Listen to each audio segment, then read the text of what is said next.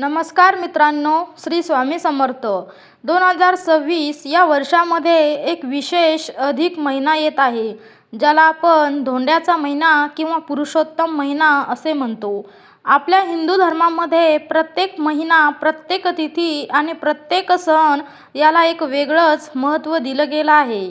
त्यामध्ये अधिक मास हा खूप पवित्र आणि महत्त्वाचा मानला जातो.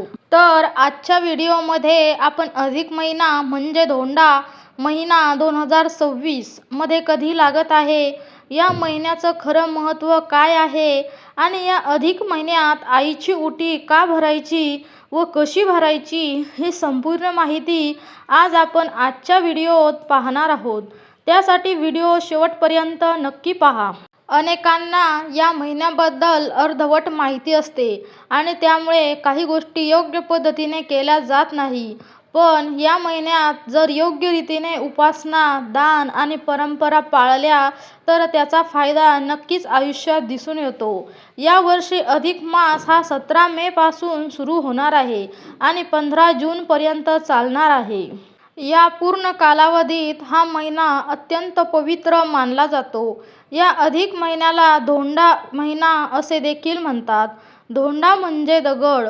पूर्वीच्या काळात या महिन्यात कोणतीही शुभ कार्य केली जात नव्हती, त्यामुळे हा महिना निरुपयोगी मानला जात होता. पण नंतर भगवान श्री हरी विष्णूंनी या महिन्याला आपलं नाव दिलं आणि तो पुरुषोत्तम मास म्हणून ओळखला जाऊ लागला. त्यामुळे या महिन्याचं महत्त्व खूप वाढलं. हा महिना पूर्णपणे भगवान विष्णूंना समर्पित आहे.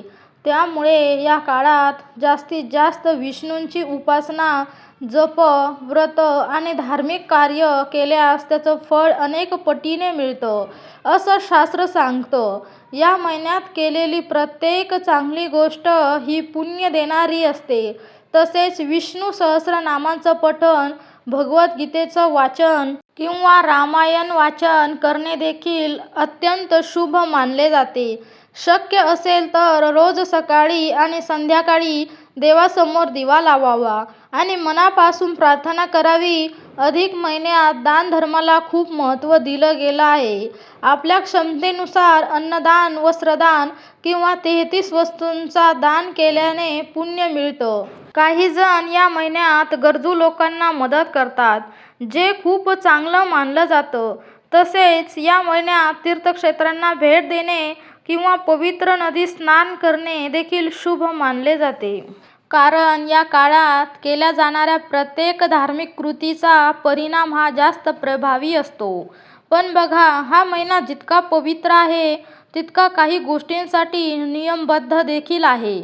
म्हणजे काय कामंही आहेत की जी या महिन्यात टाळायची असतात. कारण हा महिना आध्यात्मिक साधनेसाठी आहे, नवीन सुरुवातीसाठी नाही. जसं की या महिन्यात विवाह, नामकरण, गृहप्रवेश, भूमिपूजन यांसारखे शुभ कार्य टाळावी असं सांगितलं जातं. कारण हा महिना निष्क्रिय नसून आध्यात्मिक कार्यासाठी राखीव मानला जातो. आता या सगळ्यात एक महत्त्वाची परंपरा आहे जी अनेक घरांमध्ये पाळली जाते आणि ती म्हणजे आईची ओटी भरणे. या अधिक महिन्यात मुलीने आईची ओटी का भरावी, त्यामागचं खरं कारण काय आहे आणि ती नेमकी कशी भरायची, ही सगळी माहिती आता आपण सविस्तर पाहणार आहोत. तर अधिक महिन्यात जी सर्वात महत्त्वाची आणि भावपूर्ण परंपरा सांगितली जाते ती म्हणजे आईची ओटी भरणे. ही फक्त एक साधी प्रथा नाही, तर तिच्या मागे खूप मोठं धार्मिक आणि भावनिक महत्त्व दडलेलं आहे. आपल्या आयुष्यात आईचं स्थान किती मोठं आहे हे वेगळं सांगण्याची गरज नाही. जन्मापासून आपल्यासाठी सतत कष्ट करणारी, आपल्यासाठी स्वतःच्या इच्छा बाजूला ठेवणारी, आपल्याला प्रेम, संस्कार देणारी आणि आदर देणारी व्यक्ती म्हणजे आई. पण आपण रोजच्या आयुष्यात तिच्यासाठी काही विशेष करतो का, हा प्रश्न प्रत्येकाने स्वतःला विचारायला हवा. अधिक महिना हा कृतज्ञता व्यक्त करण्याचा महिना मानला जातो आणि म्हणूनच अधिक महिन्यात मुलीने आपल्या आईची ओटी भरून तिच्याबद्दल आदर, प्रेम आणि ऋण व्यक्त करायचं असतं. शास्त्रानुसार असं मानलं जातं की या महिन्याला आईला दिलेला दान, सेवा आणि सन्मान हा थेट भगवंतापर्यंत पोहोचतो. आईची ओटी भरण्यामागचा मुख्य उद्देश म्हणजे आईला दीर्घ आयुष्य लाभो, ती सदैव निरोगी राहो आणि पुढील जन्मातही आपल्याला हीच आई मिळो अशी मनापासून इच्छा व्यक्त करावी. ही भावना जितकी शुद्ध तितकं त्याचं फळही मोठं मिळतं असं सांगितलं जातं. आता अनेक महिलांना एक प्रश्न पडतो की आईची ओटी कोण भरू शकते? तर याचे उत्तर अगदी स्पष्ट आहे. विवाहित मुलगी असो किंवा अविवाहित मुलगी, दोघींनाही या अधिक महिन्यात आईची ओटी ही भरता येते. यात कोणताही भेदभाव नाही. आणि मुख्य गोष्ट म्हणजे भावना आणि श्रद्धा पाहिजे. आता ओटी कधी भरायची हे पाहूया. अधिक महिना सुरू झाल्यापासून ते संपेपर्यंत तुम्ही कोणत्याही दिवशी आईची ओटी ही भरू शकता. पण शक्य असेल तर मंगळवार, शुक्रवार किंवा पौर्णिमा या दिवशी ओटी भरणे ही अधिक शुभ मानली जाते. कारण हे दिवस देवीच्या पूजेसाठी विशेष मानले जातात आणि आपली आई देखील देवीसारखीच असते.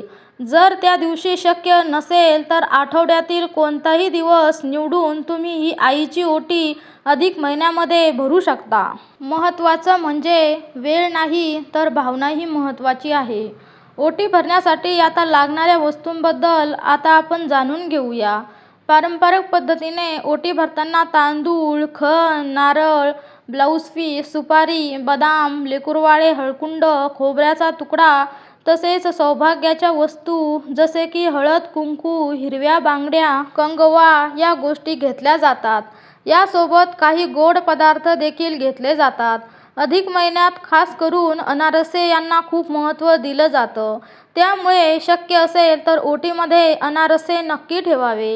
अन्य गोड पदार्थ देखील चालतात, पण अनारसे ठेवण्याचा प्रयत्न करावा. तसेच मुलीने आपल्या आईसाठी नवीन साडी घ्यावी. साडी घेणेही देखील शुभ मानले जाते. हे वस्त्र आईला देताना तिचा सन्मान केला जातो. ओटी भरण्याची पद्धत देखील अगदी साधी आणि भावपूर्ण असते. आईला पाटावर बसवायचं, तिला हळदी कुंकू लावायचं आणि मग तिच्या साडीच्या पदरात तांदूळ, नारळ, खण आणि इतर वस्तू ठेवून ओटी ही भरायची असते. त्यानंतर आईला नमस्कार करून तिच्या आरोग्यासाठी आणि सुखासाठी प्रार्थना करायची. एक महत्त्वाची गोष्ट इथे लक्षात घ्या. ओटी भरताना 33 या संख्येला खूप महत्त्व आहे.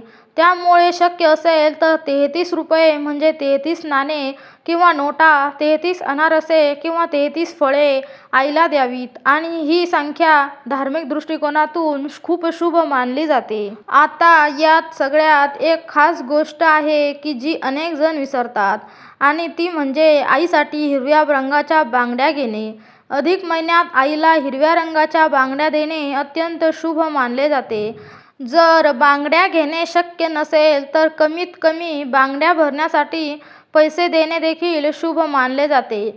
आणि ही परंपरा फक्त एक रिवाज नाही तर आईच्या आनंदासाठी, तिच्या आरोग्यासाठी आणि आपल्या आयुष्यातील सुख समृद्धीसाठी खूप महत्त्वाची आहे. हा काही रिवाज नाही तर आईच्या आनंदासाठी, तिच्या आरोग्यासाठी आणि आपल्या आयुष्यातील सुख समृद्धीसाठी खूप महत्त्वाची आहे. अनेक वेळा आपण मोठमोठ्या पूजांमध्ये, व्रतांमध्ये वेळ आणि पैसा खर्च करतो, पण घरातल्या आईसाठी एक छोटीशी गोष्ट करणं विसरून जातो. अधिक महिना आपल्याला हीच गोष्टींची आठवण करून देत असतो. आता इथे प्रत्येकाच्या मनात एक प्रश्न निर्माण होतो की जर आई ह्यात नसेल तर त्यांनी काय करावं?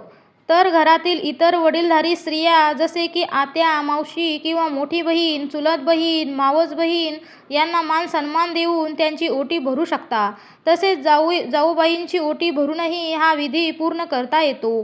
किंवा दुसरा एक अत्यंत पुण्यकारक मार्ग म्हणजे एखाद्या गरजू वृद्ध स्त्रीला आई म्हणून तिची ओटी भरणे. त्यामुळे तुम्हाला तिचे आशीर्वाद मिळतात आणि ही थेट सेवा देवांपर्यंत देखील पोहोचते असं मानलं जातं.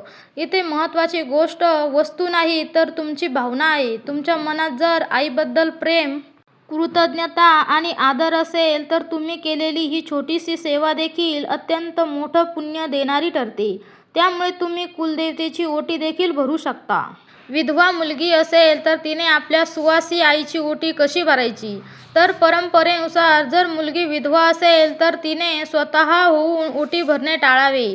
अशा वेळी योग्य मार्ग म्हणजे घरातील इतर सौभाग्यवती स्त्रीच्या हातून आईची ओटी भरून घ्यावी आणि आपण मनापासून प्रार्थना व नमस्कार करून आईचा आशीर्वाद घ्यावा. तसेच वडील नसतील तर आईची ओटी ही कशी भरावी? तर परंपरेनुसार ओटी फक्त सौभाग्यवती स्त्रीचीच भरली जाते. तरीसुद्धा आईच्या दीर्घायुष्यासाठी आणि आरोग्यासाठी तिची सेवा करणे, तिला साडी, फळे देणे, मनापासून तिला प्रार्थना करणे हे अधिक योग्य आणि तितकंच पुण्य देणारं मानलं जातं. पण लक्षात ठेवा, सुनेने सासूची ओटी ही कधीही भरायची नाहीये. एवढी गोष्ट लक्षात ठेवायची आहे. कारण सासूने त्यांच्या ओटीमध्ये जो पुत्र असतो तर त्यांच्या मुलाशी आपण लग्न केलेलं असतं आणि त्यामुळे सुनेने सासूची ओटी ही कधीही भरायची नाही. मैत्रिणींनो, तुम्हाला हा धोंड्याचा महिना म्हणजेच आईची ओटी कशी भरावी हा व्हिडिओ आवडला असेल तर व्हिडिओला लाईक करा, चॅनलला सबस्क्राईब करा. धन्यवाद.